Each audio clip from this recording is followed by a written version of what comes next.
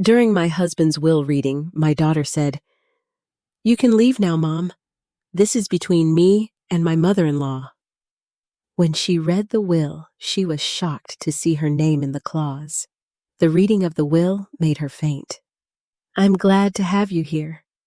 Follow my story until the end and comment the city you're watching from, so I can see how far my story has reached. My name is Mary, and at 70 years old, I never imagined my own daughter would look me in the eye and tell me I didn't belong at my husband's will reading. You can leave now, Mom. This is between me and my mother-in-law."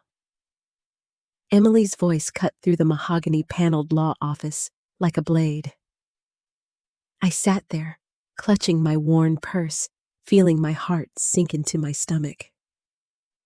After 45 years of marriage to James, after holding his hand through his final breath just 3 weeks ago, my own daughter was dismissing me like I was some stranger who'd wandered into the wrong room. The lawyer, Mr. Thompson, shifted uncomfortably behind his massive desk. "Mrs. Patterson, perhaps we should proceed with all family members present." "She's not immediate family in this matter," Emily interrupted, not even looking at me. She sat there in her expensive black suit, the one I knew cost more than my monthly Social Security check, her perfectly manicured nails drumming against the leather chair. "The estate planning concerns the primary beneficiaries." Margaret James's mother and Emily's mother-in-law nodded approvingly from her seat. At 76, she still carried herself with the same cold authority that had made my life miserable for decades. "Sherry? Dear, perhaps you'd be more comfortable waiting in the lobby. This is really a formality anyway." The way she said dear made my skin crawl. It was the same tone she'd used when she told me my casserole wasn't quite right for James's taste, or when she suggested I might want to freshen up before family photos. Everything wrapped in false sweetness, but designed to cut deep. I wanted to stand up for myself. I wanted to remind them that I'd been the one changing James's bedsheets when he was too weak to get to the bathroom. I'd been the one sleeping in that uncomfortable hospital chair for 3 months, while Emily made excuses about being too busy with her social commitments. But the words stuck in my throat like they always did. "I think I have a right to be here." I managed to whisper, my voice barely audible. Emily finally turned to look at me, and the expression on her face made me feel smaller than I'd ever felt in my life. It wasn't anger. It was pure disgust, like she was looking at something that had crawled out from under a rock. "Rights." She laughed, but there was no humor in it. "Mom, you've been living off Dad for decades. You never worked, never contributed anything meaningful to this family's success. Did you really think you'd inherit anything significant?" Each word hit me like a physical blow. I thought about all those years I'd given up my teaching career to take care of her when she was small. All the dreams I'd put aside to support James's business ventures. But how do you explain a lifetime of sacrifice to someone who sees it as laziness? Margaret leaned forward with that practiced smile of hers. Now, Emily, your mother deserves something." Of course, I'm sure James left her enough to maintain a modest lifestyle. Modest lifestyle. The phrase hung in the air like a judgment. I looked down at my hands, noticing how thin and pale they'd become. When had I gotten so old? When had I become so invisible? Mr. Thompson cleared his throat again. "I really must insist that Mrs. Patterson remain for the reading. There are specific provisions." "What provisions?" Emily snapped. "Dad and I discussed everything extensively during his illness.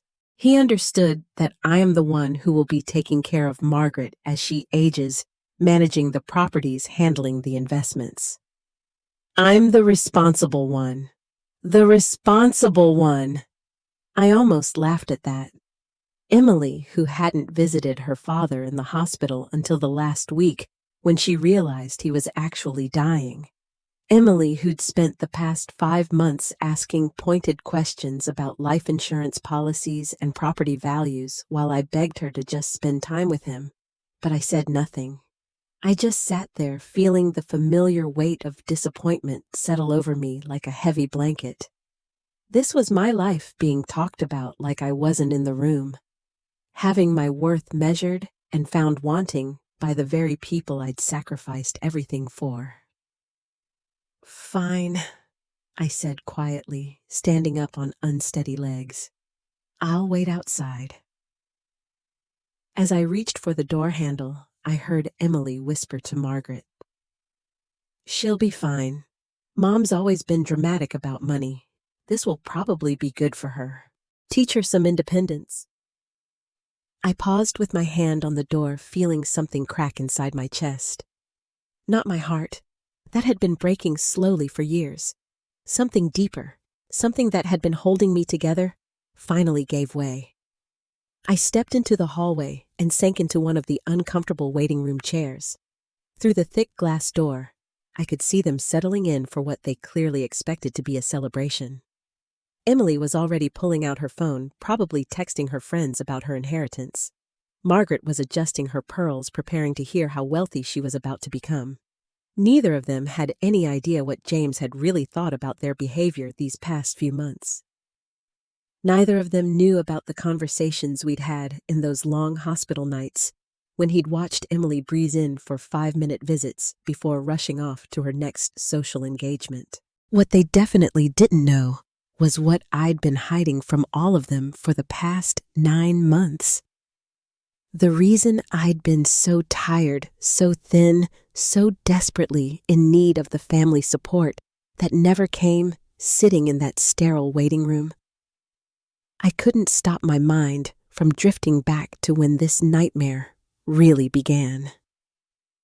It was 5 months ago when James first got the diagnosis that would eventually take his life. I remember walking into our living room that Thursday afternoon, finding Emily and Margaret huddled together on the couch, their voices dropping to whispers the moment they saw me.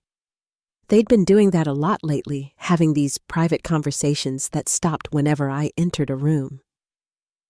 "Oh, Mary," Margaret had said with that false brightness she'd perfected over the years. "We were just discussing..." Overwhelming, as if I hadn't been the one taking him to every doctor's appointment, organizing his medications, sleeping on the hospital floor when he was too scared to be alone. But I'd nodded and smiled, grateful they were finally showing some interest in helping. How naive I'd been. Mom Emily had said not quite meeting my eyes. "Margaret and I think it might be better if we take over coordinating Dad's care. You're getting older, and this is a lot of stress. We don't want you making yourself sick." Making myself sick. The irony of those words still burned. If only they'd known how sick I already was.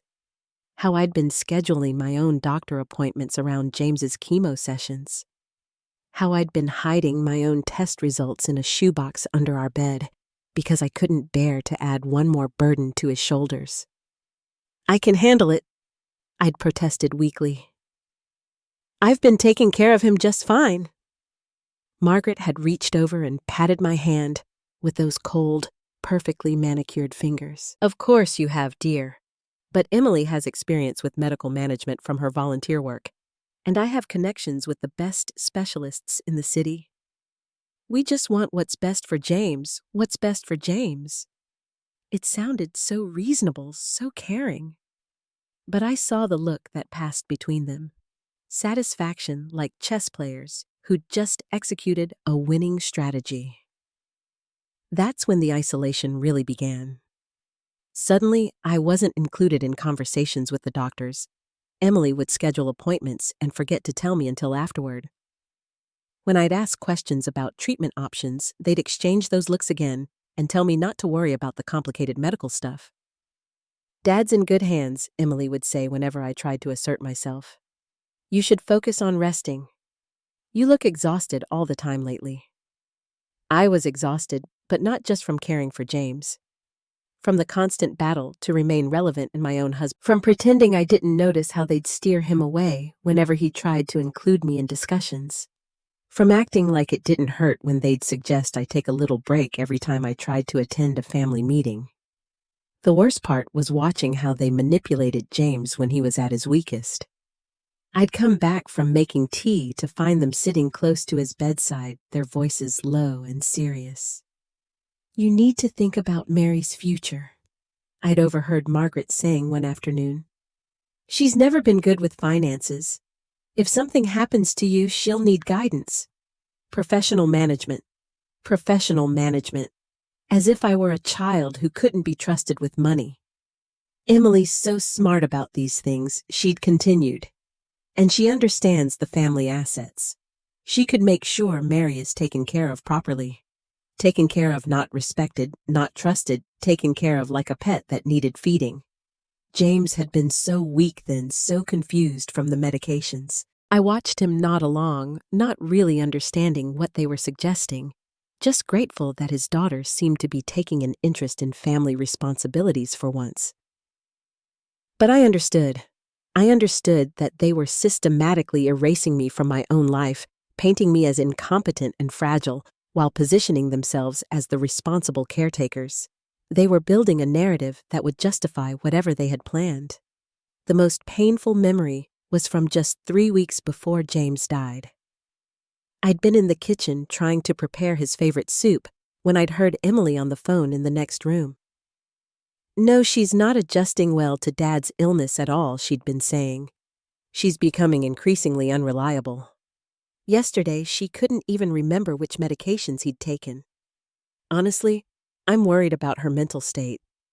I dropped the ladle, feeling my hands shake. I remembered every single medication, every dosage, every side effect. I'd been the one managing his care while she showed up for photo opportunities. But when I'd confronted her about it later, she'd looked at me with such pitying concern. "Mom, you're getting confused again. I never said that.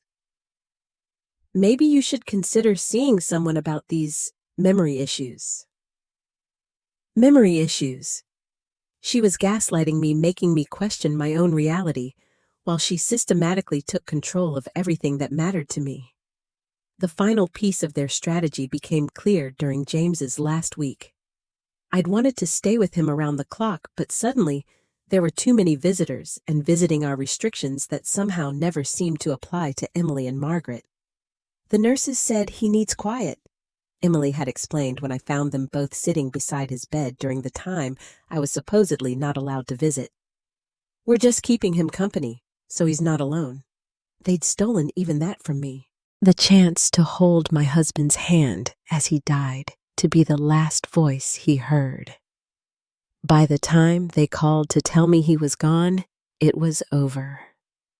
45 years of marriage, and I wasn't even there at the end. Now, sitting outside that lawyer's office, I realized their plan was reaching its conclusion. They'd spent months undermining my credibility, questioning my competence, positioning themselves as the responsible parties who would need to manage whatever James left behind. What they didn't know was that James had been more aware than they'd realized. Much more aware. I'd been sitting in that waiting room for nearly an hour when I heard the first scream. It came from behind the heavy oak door of Mr. Thompson's office. A sharp, disbelieving cry that made my blood run cold. Then came the sound of papers rustling frantically, chairs scraping against the floor, and Emily's voice rising to a pitch I'd never heard before. I pressed closer to the door, my heart hammering against my ribs. Through the frosted glass, I could see shadowy figures moving frantically around the desk. "I assure you, Mrs. Patterson, there is no mistake," came Mr. Thompson's calm, professional voice. "Your father was very specific about these provisions. He spent considerable time ensuring the language was precisely what he intended." "Read it again." That was Margaret's voice, sharp and commanding. There must be some additional document we haven't seen yet. The silence that followed was thick with tension. I found myself holding my breath, straining to hear every word. "Very well," Mr. Thompson said, and I could hear the rustling of papers. "Regarding my daughter, Emily Marie Patterson, I have observed with growing concern her neglect of Mary's well-being, her dismissive attitude toward her mother's needs, and her obvious preoccupation with financial inheritance rather than family compassion have demonstrated a character unsuited to the responsibility of wealth." My hand flew to my mouth. James had been watching. He'd seen everything. Mr. Thompson continued reading, his voice steady and clinical. "Furthermore, her collaboration with my mother, Margaret Patterson, to systematically exclude Mary from medical decisions and family discussions represents a cruelty I cannot and will not reward. Therefore, I leave to Emily the sum of $6,000 to be held in trust until she can demonstrate 1 full year of consistent, respectful care toward her mother." $6,000, Emily's voice cracked. $6,000 to my mother, Margaret Patterson, who encouraged and participated in the emotional abandonment of my wife during the most difficult period of our lives. I leave the sum of $1,500 and suggest she examine her conscience regarding the treatment of the woman who cared for her son with unwavering devotion. I heard something crash, probably a glass being thrown or knocked over. Then Margaret's voice, colder than I'd ever heard it. "This is that woman's doing. She manipulated him when he was weak, confused from the medications. We'll contest this. No court will uphold such an obviously coerced document." "Mrs. Patterson," Mr. Thompson said, and I could hear the disapproval in his tone. "Your son was of completely sound mind when he executed this will. In fact, he specifically anticipated challenges to his mental capacity. He included extensive documentation of his reasoning, including detailed notes about incidents he observed and conversations he overheard." "What incidents?" Emily demanded. "What conversations?" The rustling of papers again. "He documented the afternoon you told him that your mother was becoming increasingly unreliable and suggested she might have memory issues. He noted that this conversation took place while Mrs. Patterson was in the kitchen preparing his medication with perfect accuracy, as she had done every day for months." My knees went weak. James had heard that phone call. He'd known Emily was lying about me. He also documented the evening you and Mrs. Margaret Patterson discussed having your mother declared incompetent to manage finances despite her having successfully managed the household budget for over 4 decades. This conversation took place while Mrs. Patterson was bathing your father, something she did twice daily without assistance. We never said anything about having her declared incompetent." Emily protested, but her voice lacked conviction. "Your father's notes, he quotes you as saying, 'We need to make sure Mom doesn't have access to any significant amounts. She's not equipped to handle real money, and honestly, she's showing signs of decline.'" The silence that followed was deafening. I remembered that night. I'd been helping James with his bath, and I'd heard their voices from the living room, but I'd been so focused on keeping him comfortable that I hadn't really processed what they were saying. James had heard every word, so where Emily's voice was barely a whisper. "Now where does everything go? The house, the investment accounts, the life insurance policies, the vacation property. Everything goes to Mrs. Mary Patterson with the provision that she use these assets to ensure her own health and well-being for the remainder of her life." I felt the world tilt sideways. Everything. James had left me everything. "He can't do this." Margaret's voice was shrill now, desperate. "Everything I did was to protect the family assets." From whom Mr. Thompson's question hung in the air like a challenge. From his wife of 45 years. The woman who sacrificed her career to raise his child and support his business ventures. The woman who spent 3 months sleeping in a hospital chair because she couldn't bear to leave his side. She's manipulative, Emily shouted. She's always been good at playing the victim. Dad was vulnerable, scared. She took advantage of that. Your father anticipated this reaction as well, Mr. Thompson said calmly. He included a personal letter to be read aloud in the event that his decisions were questioned.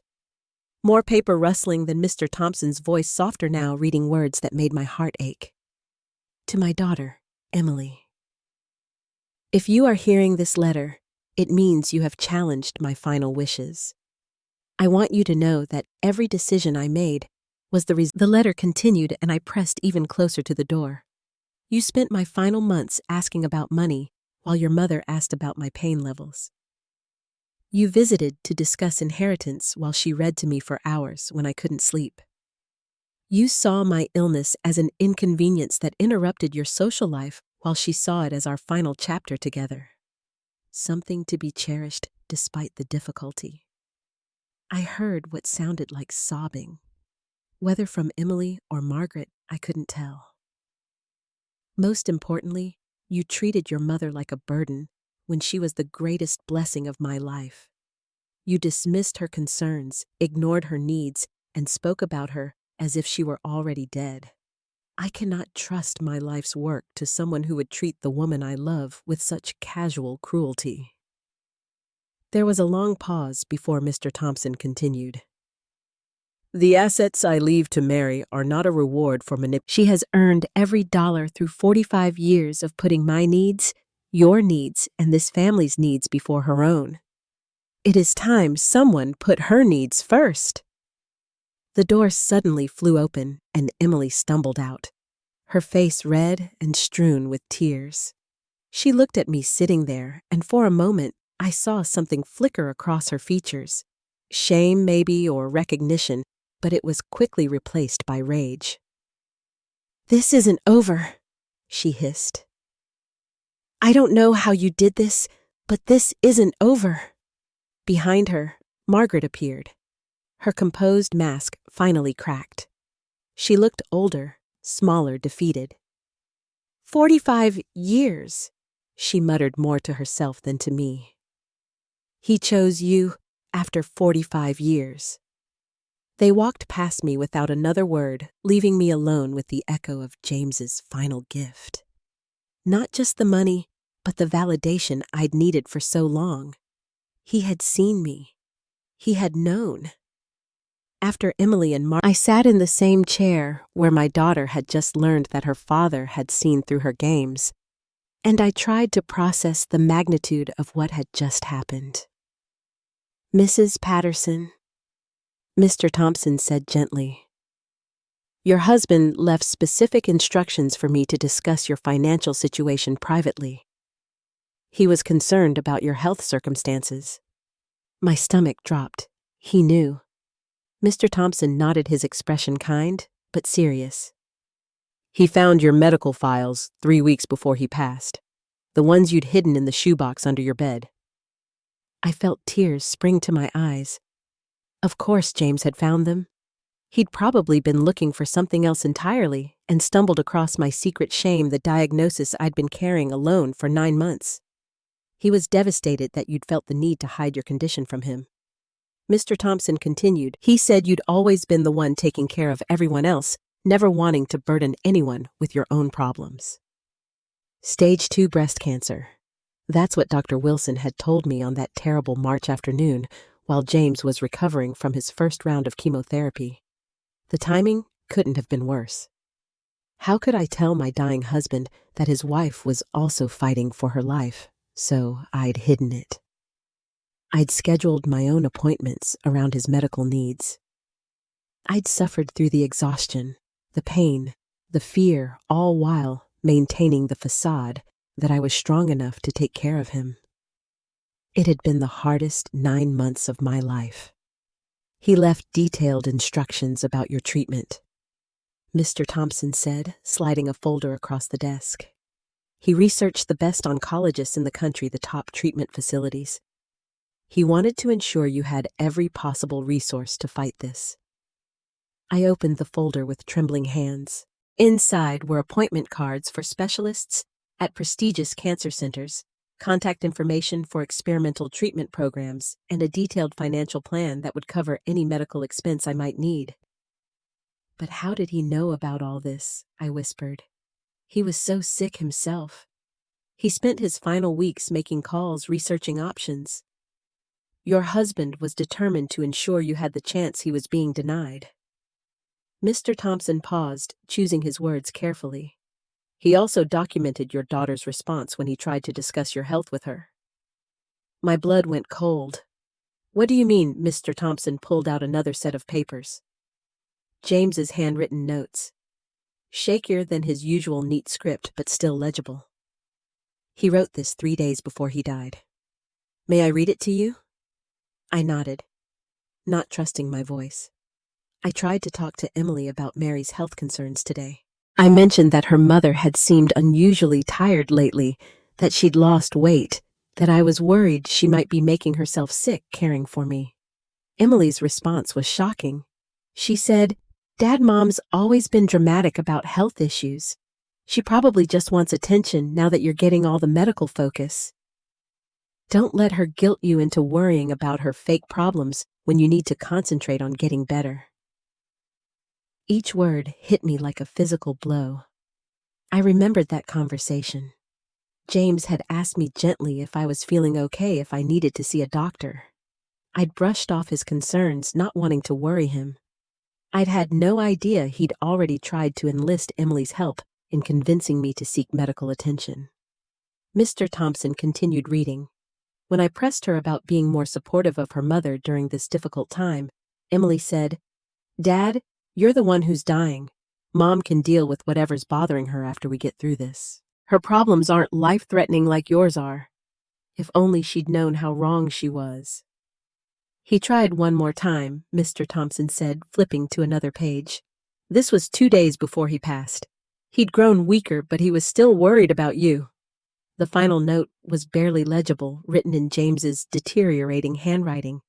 Asked Emily to promise she'd take care of her mother after I'm gone. She said, "Of course, Dad, but Mom's tougher than she looks. She'll be fine on her own. She always lands on her feet." I realized then that my daughter has no idea who her mother really is. She sees strength where there should be support and dependence, where there should be interdependence. She's mistaken Mary's selflessness for self-sufficiency. I cannot trust my wife's future to someone who fundamentally misunderstands her needs. I was crying openly now, mourning not just for James, but for the daughter who had become a stranger to me. When had Emily started seeing my sacrifices as manipulation, my needs as weaknesses, Mrs. Patterson? Mr. Thompson said softly. Your husband's final wish was that you use this inheritance to save your own life. He said he'd spent 45 years watching you put everyone else first, and he wanted his death to mark the beginning of you finally putting yourself first.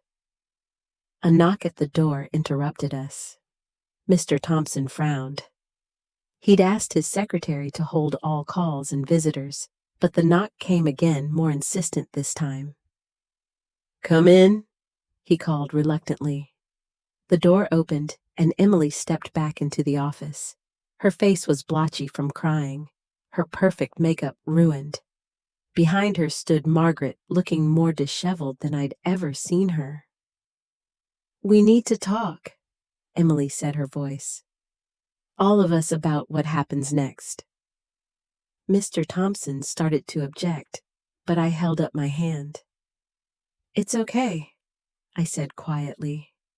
"Let them say what they came to say." Emily looked at me for a long moment, then at the medical files spread across the desk. Her eyes widened as she took in the cancer center letterheads, the oncology appointment schedules. "Mom," she whispered, "what is all this?" I took a deep breath, feeling exhaustion settle into my bones. It was time to stop protecting everyone else from the truth. "I have cancer, Emily. I've had it for 9 months. Stage 2 breast cancer, and it's been spreading while I've been taking care of your father and pretending everything was fine." The color drained from her face. 9 months.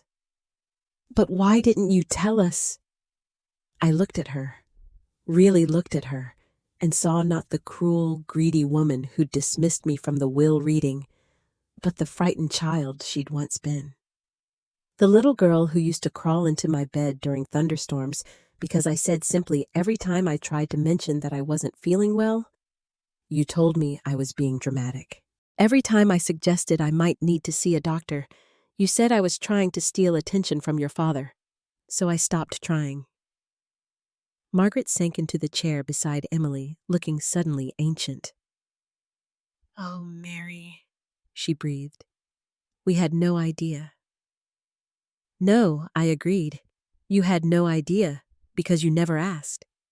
You never looked. You were so busy planning your inheritance that you forgot to see the person who was dying right in front of you." The room fell silent except for the ticking of Mr. Thompson's antique clock. Finally, Emily spoke, her voice barely audible. "What can we do? How can we help? Please tell us how to fix this." I looked at my daughter, at the desperation in her eyes, and felt something shift inside me. Not forgiveness. Not yet, but maybe the beginning of hope that the woman who'd raised her. 6 weeks after that devastating day in the lawyer's office, I stood on the balcony of my new apartment in Santa Monica, California, watching the sun set over the Pacific Ocean. The salty breeze carried away the last of my old life, the one where I'd made myself small to accommodate everyone else's needs. The apartment was nothing like the house I'd shared with James. It was smaller, simpler, but it was entirely mine. Every piece of furniture, every picture on the wall, every book on the shelf reflected my choices, not what would look impressive to visitors or what would match someone else's idea of good taste. My first oncology appointment at the Santa Monica Cancer Center had been 3 weeks ago. Dr. Claire Adams, one of the top breast cancer specialists in the country, had reviewed my files with the kind of focused attention I'd forgotten I deserved. "Mrs. Patterson," she'd said, her voice both gentle. "I'm concerned about the delay in treatment, but I'm optimistic about your prognosis. We caught this at stage 2, and with aggressive treatment, your chances of full recovery are excellent." Aggressive treatment, the phrase that had terrified me when I was trying to care for James while hiding my own illness, now sounded like hope. I had the best doctors, unlimited resources, and most importantly, the mental energy to focus on getting well instead of taking care of everyone else. The chemotherapy had started immediately. Unlike James's treatments, which I'd watched destroy him slowly, mine felt different. Maybe it was because I was catching it earlier. Or maybe it was because I finally had permission to put my health first. Either way, I was responding well. My phone buzzed on the small patio table beside me. Emily's name appeared on the screen. The 4th call this week. I'd been answering about half of them, which was more than I'd managed in the first few weeks after leaving Portland. "Hi, Mom." Her voice was softer than I'd heard it in years, lacking the impatient edge that had become so familiar. "Hello, Emily. How are you feeling today? Did you have treatment this week?" These were new questions from her. For months after the will reading, our conversations had consisted entirely of apologies and promises to do better. But gradually, she'd started asking about my actual day-to-day life, my health, my small pleasures. I had treatment on Tuesday. I told her, "Dr. Adams says the tumors are shrinking faster than expected." I heard her breath catch with relief. "That's wonderful. I'm so happy to hear that." There was a pause, and I knew what was coming next. She'd been building up to the same request for weeks now. "Mom, I was wondering if maybe I could come visit you next weekend. I know you said you needed space, but I thought maybe we could have dinner. Just the 2 of us. I could cook for you this time." The old me would have said yes immediately, would have prioritized her needs over my own boundaries. But the woman I was becoming, the one James had wanted me to be, took time to consider what I actually wanted. I'm not ready for overnight visits yet, I said finally. But if you want to come down for the day on Saturday, we could have lunch. Yes, she said quickly. Yes, I'd love that. Should I bring anything, groceries? I could stop at that farmer's market you mentioned. It was strange hearing her offer to take care of me instead of the other way around. Part of me wanted to tell her not to bother, that I was perfectly capable of shopping for myself. But I recognized that impulse as the old pattern pushing away help, because I'd been trained to believe I didn't deserve it. Actually, I said, there's a little Italian place here that makes fresh. Mom, I've been going to therapy. Dr. Michael Harper is helping me understand how I treated you, why I became so focused on material things instead of relationships. I'd wondered about that. The Emily who called me now was different from the one who tried to exile me from the will reading. More thoughtful, more aware of her impact on others. How's that going? I asked. It's hard, she admitted, realizing that I became exactly like Margaret, that I treated you the way she always treated you. Dr. Harper says, I learned to see love as something you had to earn through achievement rather than something you deserved just for existing. That analysis hit closer to home than I wanted to admit. I'd spent my entire adult life trying to earn love through service, through sacrifice, through making myself indispensable. Maybe Emily had learned that pattern from watching me. What about Margaret? I asked. She moved to that senior community in Redwood City, the one with assisted living services. She keeps asking if I think you'll ever forgive her, if there's anything she can do to make amends. I looked out at the ocean, watching a pelican dive for fish in the waves below. A year ago, I would have felt guilty about Margaret's situation. Would have worried that I was being too harsh. Now I felt something closer to indifference. I don't wish her harm, I said finally, but I don't have the energy to manage her guilt along with my own healing. I understand. And Mom, I need you to know that I don't expect forgiveness. I know I have to earn back your trust, and I know it might take years. Maybe it might never happen completely, but I want to try. After we hung up, I sat on my balcony until the stars came out, thinking about the strange turns life takes. A year ago, I'd been invisible in my own family, dying slowly from neglect and undiagnosed cancer. Now, I was the one with all the power, all the resources, all the choices. The irony wasn't lost on me that it had taken James's death to give me life. My phone buzzed again. A text this time from Dr. Claire Adams' office confirming my appointment for next week. Routine follow-up, checking my progress. The treatments were working so well that we might be able to reduce the frequency soon. I thought about calling someone to share the good news, then realized I didn't need to. This joy was mine to hold, mine to savor, without diluting it by managing someone else's reaction to it. Tomorrow, I had plans to visit the local Santa Monica Botanical Garden, something I'd never had time for when I was busy taking care of everyone else. Next week, I was starting a watercolor painting class at the community center. Small pleasures. After a lifetime of putting everyone else's interests first, the ocean breeze picked up, carrying the sound of sea lions barking on the distant rocks. I pulled my sweater closer around my shoulders and smiled. For the first time in decades, I was exactly where I wanted to be, doing exactly what I wanted to do. And if that meant some people had to learn to live without my constant caretaking, well, maybe that was a lesson they'd needed to learn all along. 20 months later, I stood in front of the mirror in my bedroom, adjusting the soft blue scarf I'd chosen to wear instead of a wig. My hair was growing back silver and curly, in a way it had never been before, and I'd decided I liked it better than the mousy brown I'd maintained for decades. The woman looking back at me bore little resemblance to the exhausted, invisible person who'd been dismissed from that law office over a year ago. I'd gained back the weight I'd lost during those terrible months of hiding my illness, and my skin had the healthy glow that comes from being truly, deeply happy. Today was a special day. Dr. Claire Adams had called yesterday with the results of my latest scans. No evidence of disease complete remission.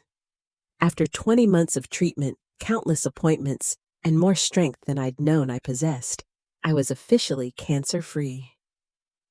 The doorbell rang, interrupting my thoughts.